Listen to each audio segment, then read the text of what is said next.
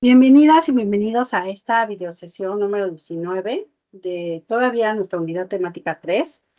En esta novena parte vamos a estudiar un tema muy importante para comprender la evolución del derecho internacional contemporáneo, que es el análisis de casos relacionados, este, relacionados con organismos internacionales, particularmente en el caso de la reparación de daños sufridos en el servicio de las Naciones Unidas, así como el proyecto de artículos sobre la responsabilidad de las organizaciones internacionales, aprobado por la Comisión de Derecho Internacional del 2011.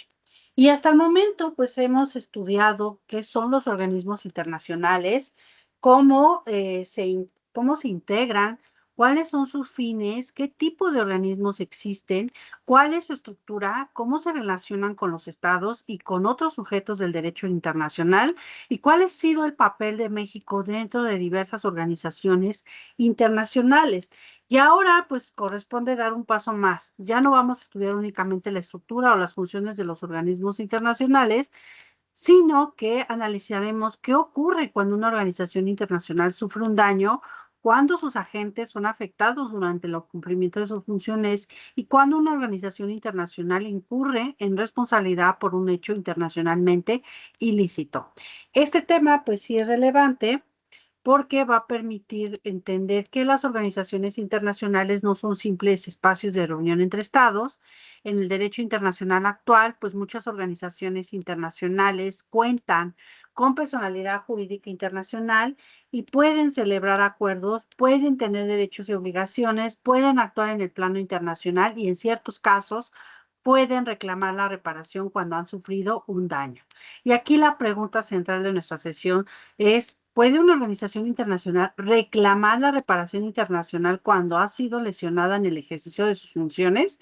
Y a partir de esta pregunta estudiaremos uno de los precedentes más importantes del derecho internacional, que es la opinión consultiva de la Corte Internacional de Justicia de 1949, relativa a la reparación de daños sufridos al servicio de las Naciones Unidas. Y posteriormente, vamos a vincular ese caso con el proyecto de artículos sobre la responsabilidad de organizaciones internacionales de 2011.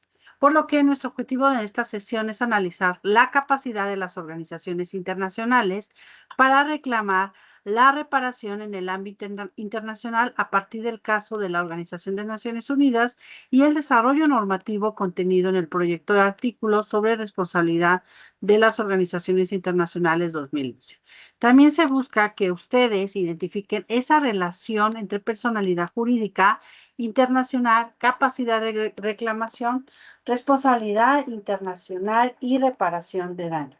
Y al finalizar esta sesión, deberán comprender que una organización internacional puede ser sujeto de derechos y obligaciones internacionales, y que puede sufrir daños propios, que puede actuar en defensa de funciones institucionales y que también pueden incurrir en responsabilidad internacional cuando sus propios órganos o agentes cometan hechos contrarios al derecho internacional. Denme un segundo, quiero revisar que se esté grabando la sesión. Perfecto.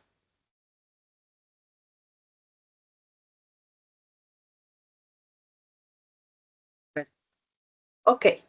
Y bueno, para comenzar, es importante recordar que tradicionalmente el derecho internacional fue concebido como un derecho entre estados. Durante mucho tiempo, se consideró que los estados eran los sujetos principales, incluso casi exclusivos del orden jurídico internacional. Y esto significaba que eran los estados quienes podían celebrar tratados, presentar reclamaciones internacionales, ejercer protección diplomática, ser responsables internacionalmente y exigir la reparación por daños. Sin embargo, el desarrollo de la vida internacional modificó esta visión. Después de la Primera y Segunda Guerra Mundial, surgieron organizaciones internacionales con funciones cada vez más amplias. La Sociedad de Naciones, posteriormente la ONU, mostraron que los estados pues, necesitaban instituciones permanentes para coordinar esfuerzos en materia de paz, seguridad, cooperación económica, derechos humanos, salud, trabajo, educación, cultura y sobre todo desarrollo. Y en ese contexto, el derecho internacional tuvo que responder a una nueva realidad. Si una organización internacional tiene órganos, funcionarios, misiones, patrimonio, sede, privilegios, inmunidades y funciones propias, entonces también necesita esa capacidad jurídica para actuar y proteger el cumplimiento de esos fines. En otras palabras, pues no bastaba con decir que la ONU era una creación de los estados. Era necesario reconocer que para cumplir sus funciones, la organización necesitaba cierta independencia jurídica frente a sus estados miembros. Y primer antecedente del caso, pues de reparación de los daños sufridos al Servicio de Naciones, pues el caso conocido como reparación de daños sufridos al Servicio de Naciones Unidas, surgió a raíz de hechos trágicos que afectaron a agentes de la ONU mientras desempeñaban sus funciones para la organización. Allá en 1948, el conde Folge Bernadotte, mediador de las Naciones Unidas en Palestina, fue asesinado mientras cumplía una misión encomendada por la ONU. Pues este hecho planteó un problema jurídico pues de gran importancia si un agente de la ONU sufría un daño en el ejercicio de sus funciones, ¿podía la propia ONU reclamar internacionalmente contra el Estado responsable o solamente podía hacerlo el Estado de nacionalidad de la víctima? Y aquí la Asamblea General de Naciones Unidas solicitó entonces una opinión consultiva a la Corte Internacional de Justicia. La Corte debía responder si la ONU tenía capacidad para representar una reclamación internacional contra el gobierno responsable, con el fin de obtener la reparación por el daño causado a la organización y también por el daño causado a la víctima o a las personas con derecho a reclamar a través de ella. Y esta pregunta es muy relevante porque no se trataba de una reclamación tradicional entre los dos estados. Se trataba de determinar si una organización internacional podía actuar en el plano internacional para defender sus propios derechos. La Corte Internacional de Justicia tuvo que analizar, en primer lugar, si la ONU tenía personalidad jurídica internacional y esta cuestión era esencial porque si la organización carecía de personalidad internacional, pues no podía presentar reclamaciones internacionales propias. En cambio, si se reconoce su personalidad jurídica, entonces podía afirmarse que tenía derechos, obligaciones y capacidad para actuar jurídicamente en el ámbito internacional. Y aquí, bueno, pues la personalidad jurídica internacional de la ONU, la Corte Internacional de Justicia, sostuvo que la ONU fue creada para cumplir funciones internacionales de gran importancia. Y entre esas funciones se encuentran el mantenimiento de la paz y la seguridad internacional, la cooperación entre los estados, el fomento de relaciones amistosas entre naciones y la solución de problemas internacionales de carácter económico, social, cultural y humanitario. Y para cumplir esos fines, la ONU no podía ser vista únicamente como una reunión de estados. La organización pues tenía órganos propios como la Asamblea General, el Consejo de Seguridad, la Secretaría General, el Consejo Económico y Social y la Corte Internacional de Justicia. También contaba con funcionarios, representantes, misiones y una estructura institucional permanente. La Corte señaló que la ONU fue concebida para ejercer funciones y derechos que solo pueden explicarse si se le reconoce personalidad jurídica internacional. Y esto no significa que la ONU sea un Estado. Tampoco significa que tenga los mismos derechos o obligaciones que un Estado. La Corte fue clara al señalar que la ONU no es, que la organización no es un superestado. Lo que significa es que la ONU es un sujeto de derecho internacional, es decir, una entidad capaz de tener derechos y obligaciones internacionales y defender esos derechos mediante reclamaciones internacionales. Esta idea es muy importante para nuestra materia cuando afirmamos que una organización internacional tiene personalidad jurídica internacional, pues estamos diciendo que puede actuar jurídicamente en el plano internacional, puede, por ejemplo, celebrar acuerdos, reclamar derechos, asumir obligaciones y en ciertos casos responder por hechos internacionalmente ilícitos. Y aquí podemos observar una evolución del derecho internacional. El sujeto internacional ya no se reduce exclusivamente al Estado. Las organizaciones internacionales también pueden tener subjetividad internacional, aunque esa subjetividad pues sea funcional y limitada. Se dice que es funcional, recuerden, porque depende de sus fines y competencias de la organización. Una organización internacional no tiene todos los derechos de un Estado, tiene aquellos derechos y capacidades que necesita para cumplir esas funciones que le fueron atribuidas por su instrumento constitutivo y por la práctica internacional.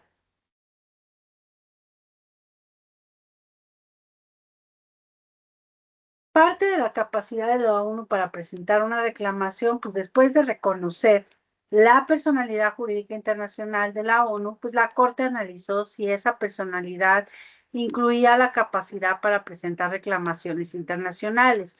Y una reclamación internacional puede entenderse como el acto mediante el cual un sujeto de derecho internacional exige a otro sujeto la reparación de un daño derivado del incumplimiento de una obligación internacional. Tradicionalmente, los estados presentaban reclamaciones internacionales contra otros estados. Por ejemplo, un estado podía reclamar cuando otro estado dañaba su territorio, sus bienes, sus funcionarios diplomáticos o a sus nacionales. Pero en este caso la pregunta era distinta. ¿Puede una organización internacional presentar una reclamación internacional contra un estado? La Corte respondió afirmativamente. Consideró que si la ONU tiene personalidad jurídica internacional y si sus funciones requieren independencia y eficacia, entonces debemos de contar con capacidad para reclamar cuando se vulneren los derechos necesarios para el cumplimiento de sus funciones. Y esto se explica de manera sencilla. Si la ONU envía agentes a cumplir misiones internacionales y esos agentes son atacados, detenidos, lesionados o privados de protección, la organización misma puede verse afectada y no solo se afecta a la personalidad individual, también se afecta al funcionamiento de la organización, su autoridad, su independencia, su prestigio y su capacidad para cumplir sus fines. Por eso, la Corte distinguió entre dos tipos de daño. El primero es el daño causado directamente a la organización. Por ejemplo, el daño a su patrimonio, a sus bienes, a sus oficinas, a sus funcionarios institucional, a sus misiones o a los gastos que deben de asumir para reemplazar a un agente lesionado o fallecido. Segundo, el daño causado a la víctima o a las personas con derecho a reclamar a través de ella. Este punto era más complejo porque tradicionalmente la protección de las personas correspondían al estado de nacionalidad. Sin embargo, la Corte consideró que la ONU también podía incluir ese daño dentro de su reclamación cuando la lesión estuviera vinculada con el desempeño de funciones para la organización. Esta doctrina pues se conoce como protección funcional. La protección funcional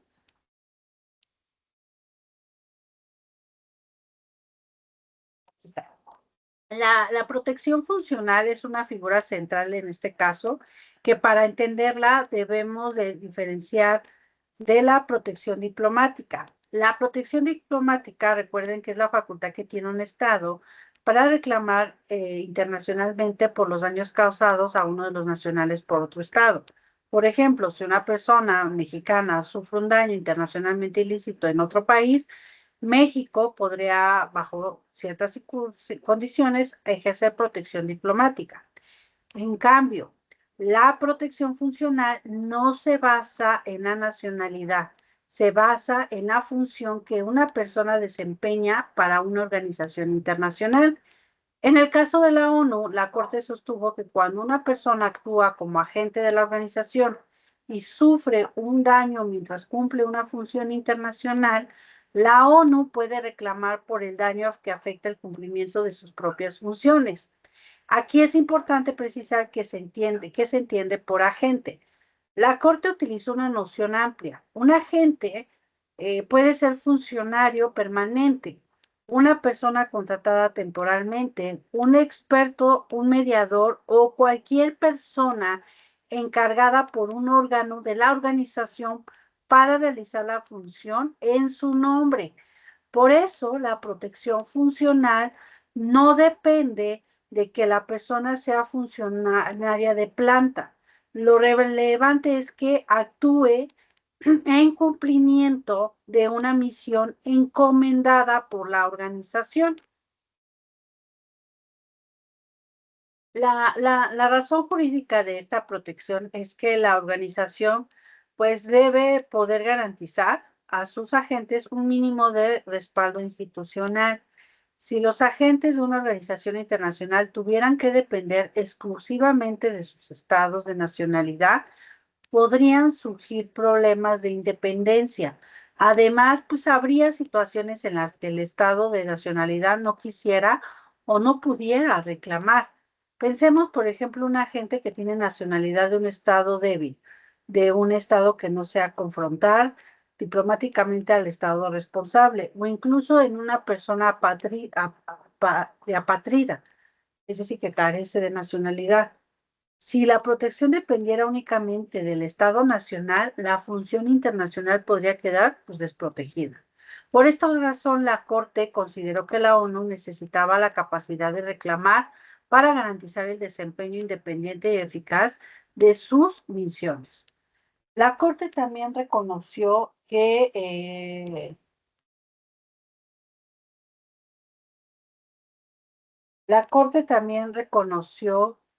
la ONU puede reclamar por los daños causados a la propia organización. Y este punto fue de manera más clara,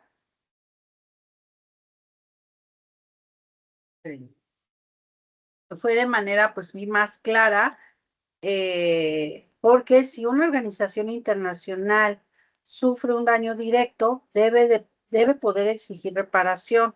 De lo contrario, pues dependería de que todos sus estados miembros actuaran en conjunto, lo cual pues sería un poco práctico y podría impedir la protección efectiva de sus derechos. El daño causado pues, a una organización internacional puede adoptar varias formas. Puede tratarse de daños materiales como la destrucción de bienes, instalaciones, vehículos, archivos o equipo perteneciente a la organización. También puede tratarse de gastos derivados del daño sufrido por un agente, por ejemplo, pagos de compensación, gastos médicos, gastos funerarios, costos de reemplazo del agente o afectaciones operativas, obviamente, a una misión. Además, puede existir un daño institucional. Este daño se relaciona con la afectación a la autoridad, independencia, prestigio o funcionamiento de la organización. Aunque este tipo de daño puede ser más difícil de cuantificar, es relevante porque las organizaciones internacionales actúan precisamente a través de sus órganos y agentes. La reparación, por tanto, no debe de entenderse únicamente como una suma de dinero. En derecho internacional, la reparación puede tener diversas formas, como veremos más adelante al estudiar el proyecto de artículos del 2011. Y en este punto, pues sí ha sido debatido en la opinión consultiva, pues fue si la ONU podía reclamar también por el daño causado a la víctima o a las personas con derecho a través de ella. Y aquí surge el problema, pues un problema jurídico relevante.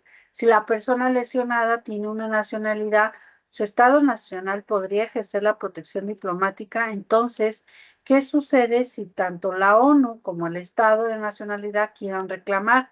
Y aquí la Corte respondió que no existe una regla que otorgue prioridad automática a una reclamación sobre otra.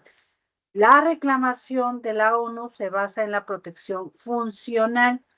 La reclamación del Estado, recuerden, se basa en la nacionalidad.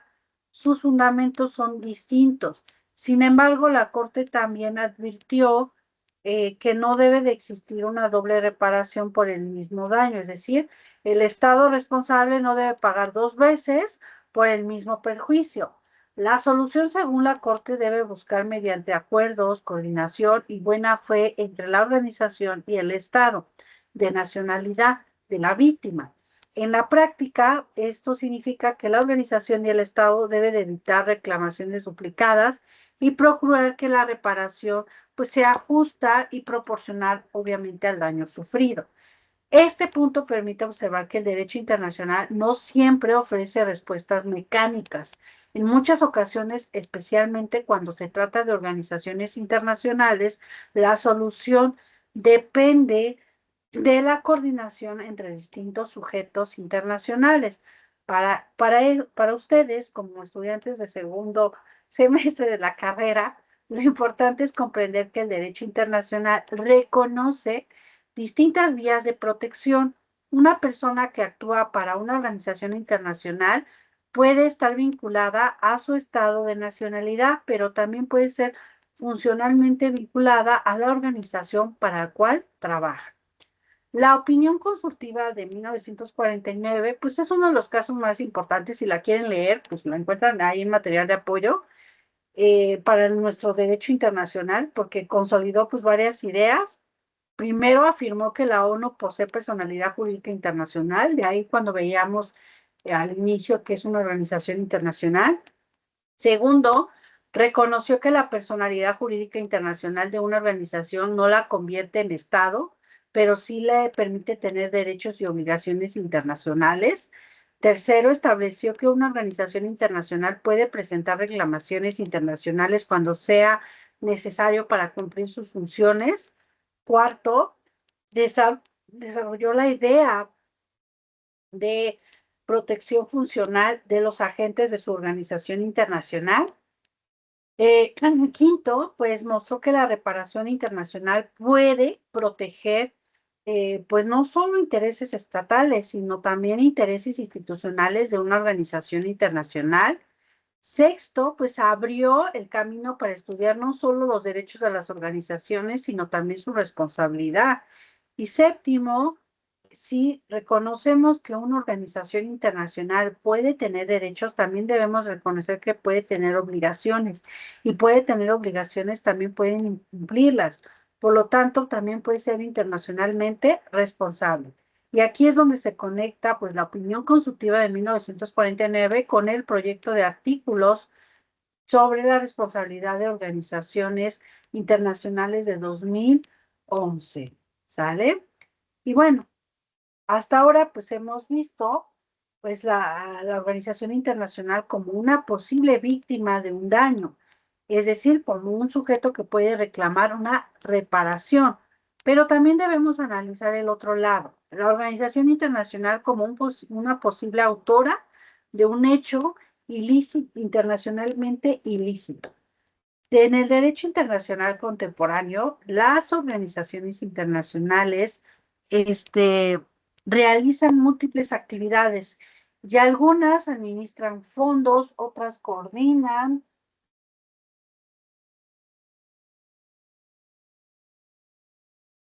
perdón, coordinan, o coordinan pues operaciones de paz, otras emiten decisiones obligatorias, otras prestan asistencia técnica, otras participan en programas humanitarios, sanitarios, financieros, comerciales o ambientales, ¿no? En el desarrollo de esas funciones, una organización internacional puede causar daños o incumplir obligaciones internacionales. Por ejemplo, podría vulnerar derechos humanos en el marco de una misión, incumplir obligaciones contractuales internacionales, causar daños ambientales, adoptar decisiones que afectan indebidamente a terceros o participar en actos ilícitos junto con estados, ¿no? Por ello, la Comisión de Derecho Internacional elaboró el proyecto de artículos sobre la responsabilidad de las organizaciones internacionales, aprobado en 2011. Este proyecto busca sistematizar las reglas aplicables cuando una organización internacional comete un hecho internacionalmente ilícito. Y el punto de partida es claro, todo hecho internacionalmente ilícito de una organización genera una responsabilidad internacional. Y esta regla es paralela a los que existe para los estados. Así como los estados pueden incurrir en responsabilidad internacional, que es el tema que vamos a ver en la unidad 4, cuando pues estos violan una obligación internacional, las organizaciones también pueden ser responsables cuando un comportamiento es atribuible a ellas, viola una obligación internacional. El, el proyecto de artículos del 2011 define a la organización internacional como una organización instituida por un tratado u otro instrumento regido por el derecho internacional y dotado de personalidad jurídica internacional propia. Claro que esta definición es importante porque no cualquier asociación, no es cualquier asociación o grupo internacional, puede ser una organización internacional en un sentido jurídico. Para que exista una organización internacional conforme a esta lógica, se requieren ciertos elementos. Recordemos, debe de existir un acto constitutivo, normalmente es un tratado. Debe estar regido por el derecho internacional, como es como es la Convención de Viena para la celebración de tratados, ¿no? Debe tener personalidad jurídica internacional propia, que ya se la reconoció esa opinión consultiva. Además, puede estar integrado no solo por estados, sino también por otras entidades, dependiendo de sus reglas internas. El proyecto también define que las reglas de la organización, estas incluyen el tratado constitutivo, las decisiones, las resoluciones, ah, actos adoptados conforme a ese tratado y la práctica bien establecida pues de la propia organización.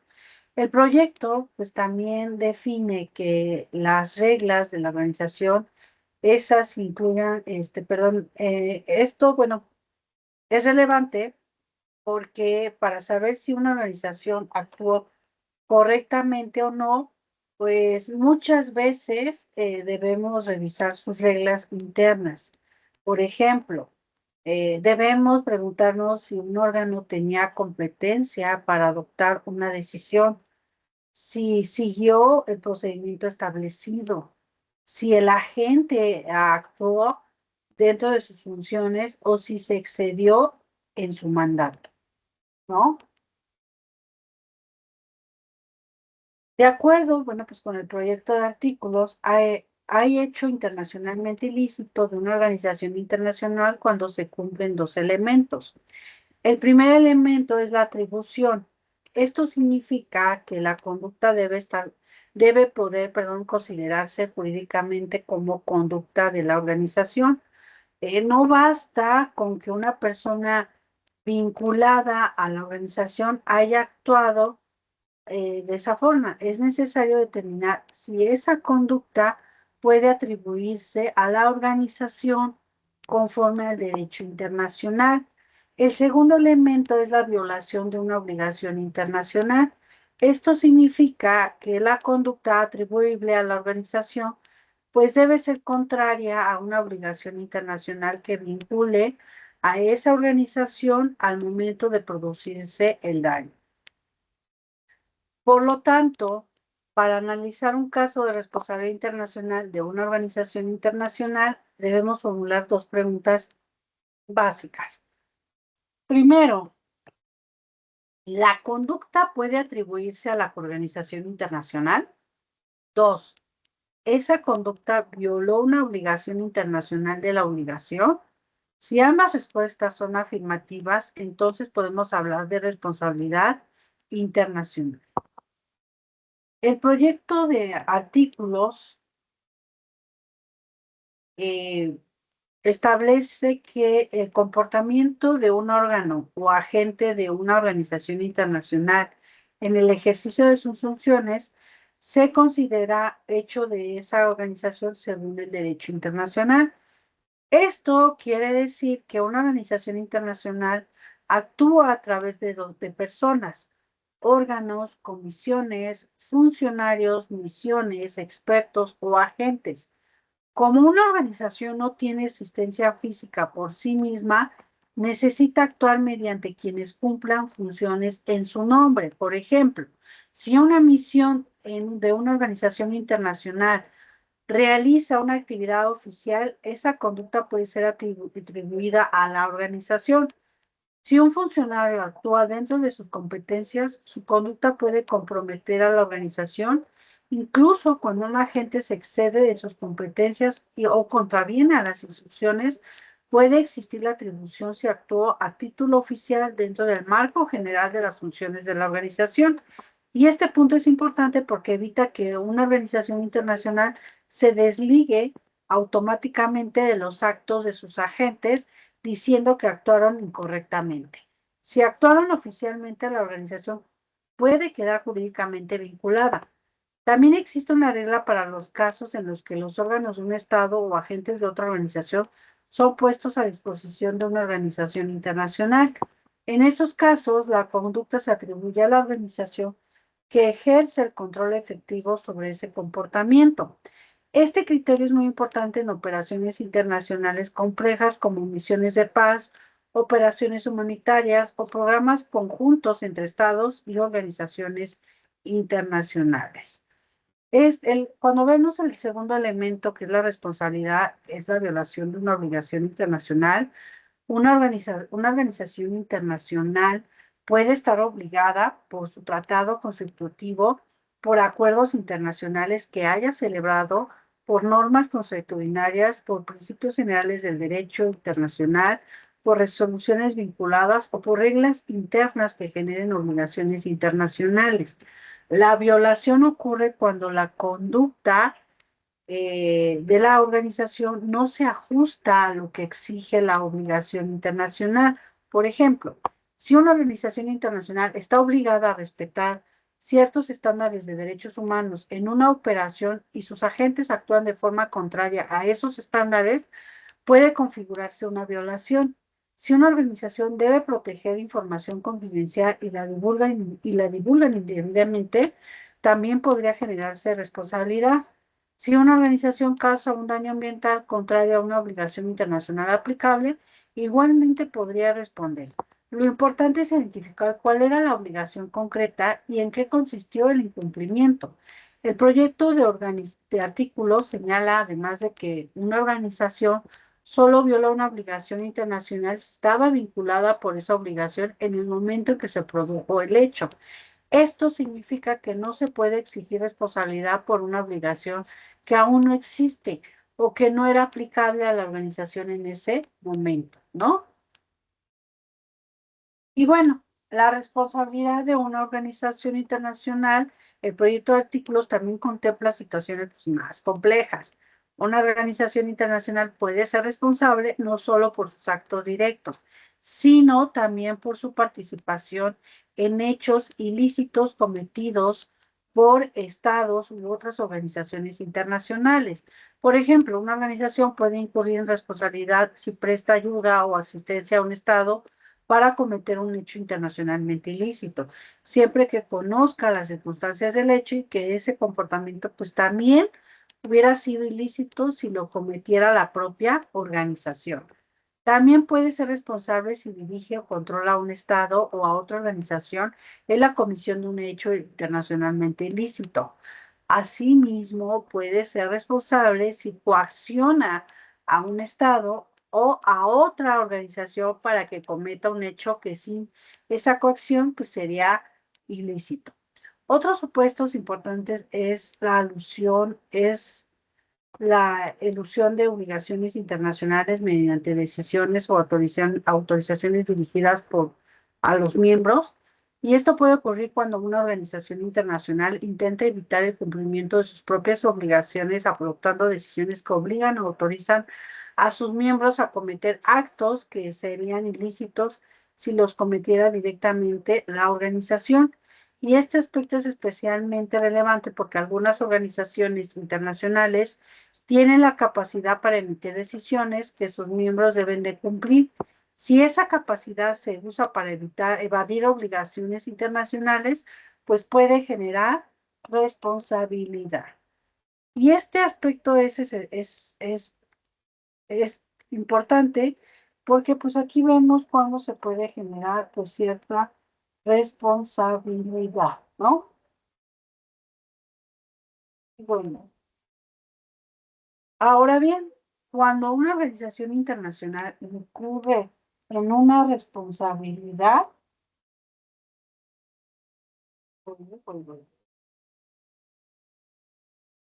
incurre en una responsabilidad internacional, se generan consecuencias jurídicas. La primera consecuencia es que la organización responsable debe de continuar cumpliendo la obligación violada. La responsabilidad no elimina la obligación. Si la obligación sigue vigente, la organización debe respetarla. La segunda consecuencia es la cesación. Si el hecho ilícito continúa, la organización debe de ponerle fin. La tercera consecuencia es la garantía de no repetición. Si las circunstancias lo exigen, la organización debe de ofrecer seguridades de que el hecho pues, no volverá a ocurrir. Y aquí encontramos una relación directa en el caso de 1949, en que ambos temas aparece la idea de la reparación. En 1949 la cuestión era si una organización internacional pues podía reclamar la reparación por daño sufrido. En 2011, el proyecto de artículo se ocupa de los casos en que una organización internacional, pues, ¿qué cree? Debe de reparar el daño que ella misma causó. Y esto nos permite a nosotros observar los dos lados de la responsabilidad internacional, la organización como sujeto lesionado y la organización como sujeto responsable. Y en el proyecto de artículos establece que la reparación íntegra puede ser adoptada en tres formas principales, que es la restitución, la indemnización y la satisfacción. La restitución consiste en establecer la situación que existía antes de la comisión del hecho ilícito. Por ejemplo, devolver bienes, restituir derechos, corregir una medida o establecer una situación jurídica previa. La restitución procede siempre que no sea materialmente imposible y que no implique una carga totalmente desproporcionada. La indemnización, por ejemplo, consiste en pagar una suma económica por el daño causado en la medida en que ese daño pues, no haya sido reparado mediante la restitución. La indemnización cubre el daño susceptible de evaluación financiera, incluyendo el lucro cesante cuando puede comprobarse, claro. La satisfacción opera cuando el perjuicio no puede repararse mediante restitución o indemnización. Puede consistir en el reconocimiento de la violación, es una expresión de pesar, una disculpa formal o otra modalidad adecuada. Sin embargo, pues la satisfacción no debe ser desproporcionada ni adoptar una forma humillante para la organización responsable. Estas formas de reparación pueden aplicarse de manera única o combinada, es decir, un mismo caso puede requerir la restitución, indemnización y satisfacción al mismo tiempo. Por ejemplo, si una organización internacional causó daño material, también afectación institucional, podría ser necesario la indemnización económica y además emitir un reconocimiento formal de responsabilidad. Y bueno, también antes de cerrar, sí quisiera que distingáramos dos ideas que pueden aparecer similares, pero pues no son iguales. La primera es la reparación a una organización internacional, y esa fue el problema principal en la opinión consultiva de 1949. La pregunta era si la ONU podía reclamar la reparación cuando ella o sus agentes sufrían daños en el desempeño de sus funciones. Y la segunda es la reparación por una organización internacional, que este es el enfoque del proyecto de artículos 2011. Aquí la organización internacional es la responsable y debe reparar el daño causado por un hecho internacionalmente ilícito. En el primer caso, la organización pues, aparece como un sujeto lesionado y en el segundo aparece como un sujeto responsable. Esta diferencia permite comprender mejor la madurez del derecho internacional contemporáneo. Las organizaciones internacionales no solo tienen derechos, también tienen responsabilidades. No solo pueden exigir, eh, también pueden ser obligados a reparar. Para comprender pues mejor este tema, vamos a imaginarnos un caso que a lo mejor puede ser que no esté alejado a la realidad. Una organización internacional, por ejemplo, envía una misión de observación a un país en situación de conflicto.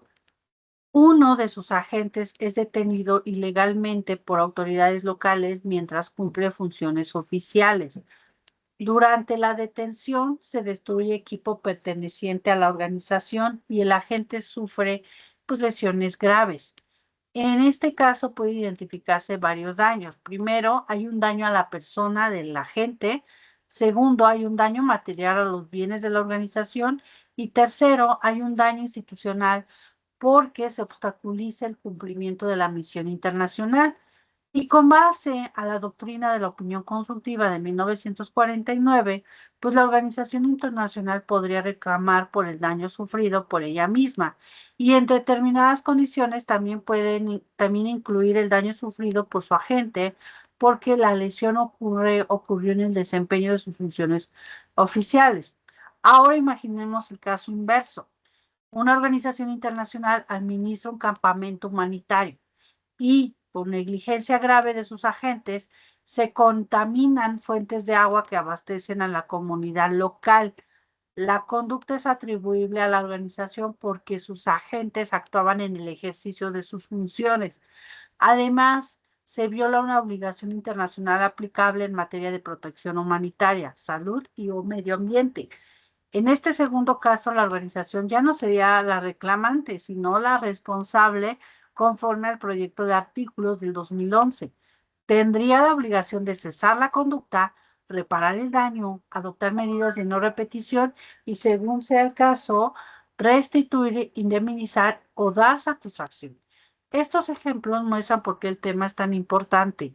Las organizaciones internacionales tienen un papel pues cada vez más activo en la realidad internacional y por ello el derecho internacional debe establecer reglas para sus derechos, obligaciones y sobre todo responsabilidades.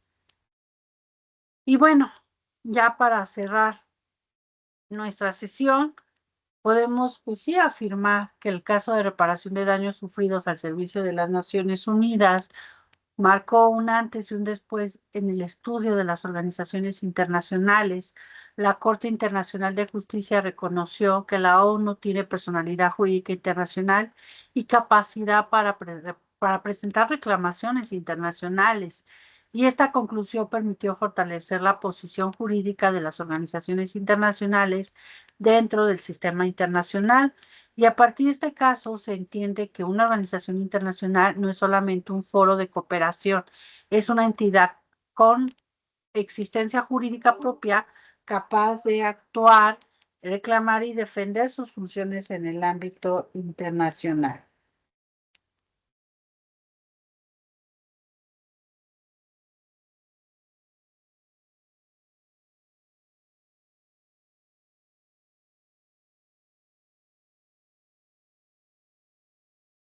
Perdón.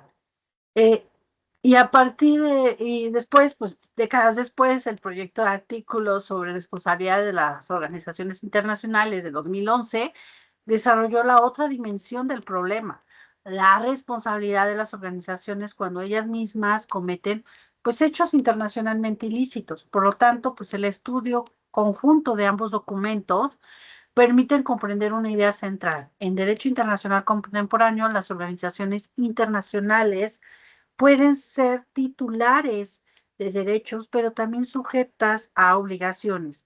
Pueden reclamar, pero también pueden ser obligadas a reparar. Y esta doble dimensión es fundamental para analizar el funcionamiento actual de organismos como la ONU, la OEA, la OMS, la OI, la UNESCO, la Unión Europea y muchas otras organizaciones que se imaginen. Y ustedes, como mis estudiantes, es importante que comprendan que la responsabilidad internacional no se limita a los estados. Las organizaciones internacionales también forman parte de la estructura jurídica internacional y fortalecer la confianza en las instituciones internacionales. Y con esto concluimos nuestra videosesión 19, dedicada al análisis de los casos de organismos internacionales, la reparación de una organización internacional y el proyecto de artículos sobre la responsabilidad de organismos internacionales. Y bueno, En la siguiente sesión, pues ya vamos a entrar a los temas referentes a la unidad 4, que ya es nuestra última unidad de nuestro curso. Que tengan excelente día y nos estaremos viendo en nuestra siguiente sesión. Hasta luego.